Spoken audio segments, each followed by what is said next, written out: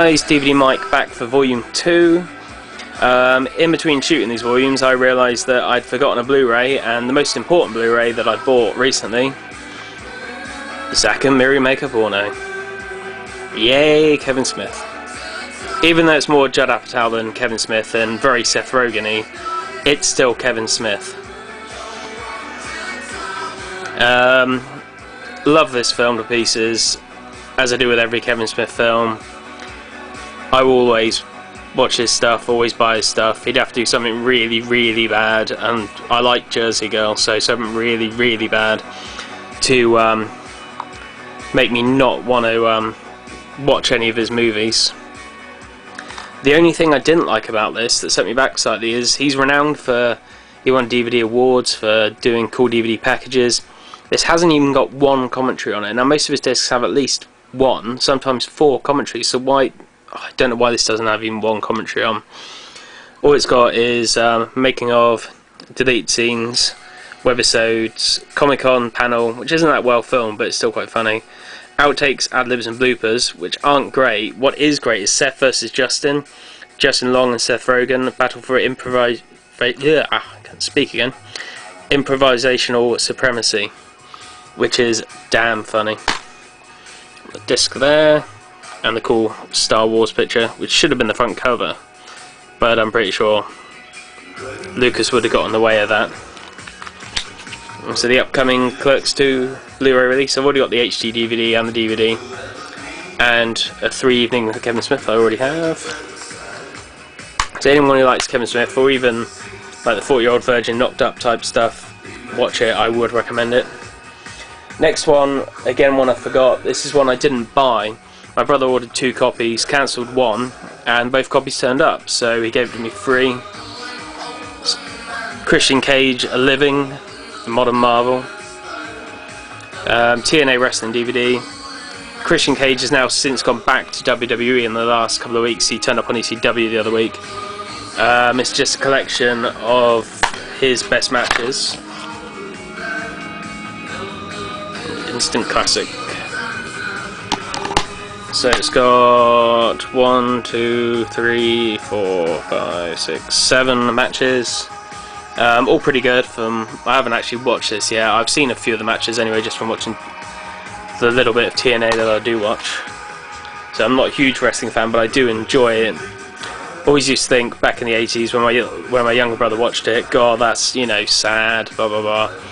But I don't know, there's something about TNA guys where they risk life in them and they jump and do stupid things off stupidly high things and all the dangerous stuff they do that I know has sort of a spectacle to it. So yeah, I do quite like it, but that'll do me on the quiet nights when I've got nothing better to watch. Next we have a friend of mine bought this in HMV for $19.99 and thought it was a bargain, but I found it on Play for $12.99. Louis Theroux, the collection. This isn't everything, this is quite a lot though. It's the best of the Weird Weekends and the best of when Louis met, plus it includes Louis and the Nazis and Louis in the Brothel. For people who don't know, Louis Theroux is an investigative reporter, and he gets put in weird situations and puts his unique spin on things.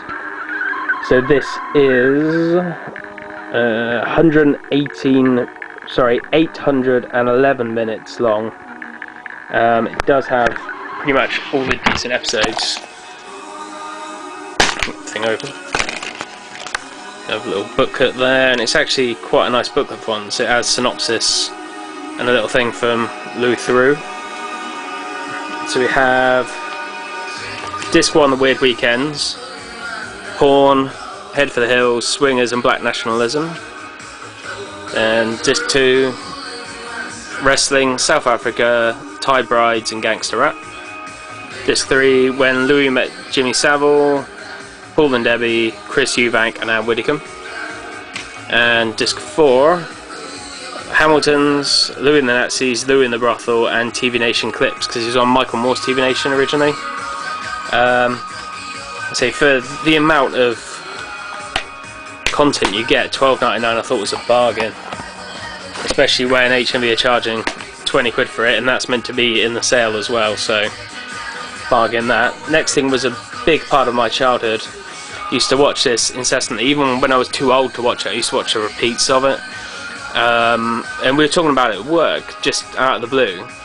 And I ran upstairs on the iPhone to research the main kid's name in it, and found out Amazon had it for £9.98 for the whole series. And I ordered it then there, and it came the next day. Eerie, Indiana. People don't know who this is, what this is. I don't know if there's any clips on YouTube, but I would suggest looking up if you can find them. It's about a kid Marshall who moves to Eerie, Indiana, and it's just insane there. I don't want to go into too much of it because it'll kind of give away some of the coolness of the series. I'll read a bit what it says on the back. 13-year-old Marshall Teller has been uprooted from his beloved home in New Jersey to Eerie, Indiana, which first seems to be the most normal place in the world, but Marshall soon discovered there's more to Eerie than meets the eye. Underneath the illusion of reality, Eerie is swarming weird stuff. Women who steal themselves in Tupperware, werewolves, even Elvis who lives on Marshall's paper route.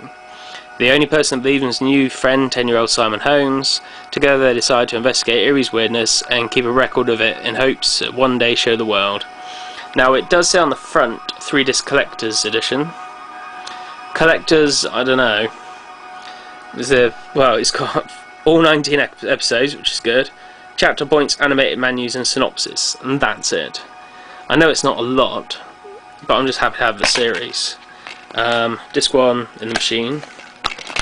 You've got a little booklet there, and it has got synopsis on every single episode, pictures from the episodes,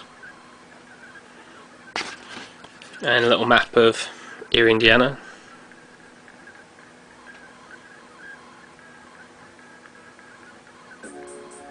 Elvis was seen here getting a grease job, and such and such.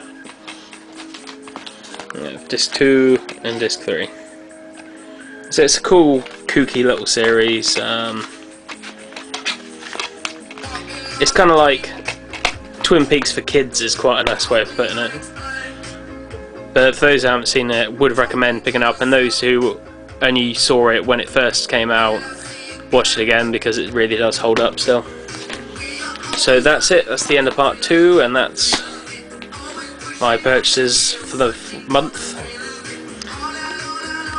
And next update might be, it depends on how I feel about the views and the reviews and things for the in-depth stuff. Might be an in-depth thing. I'm toying on a couple that I want to do.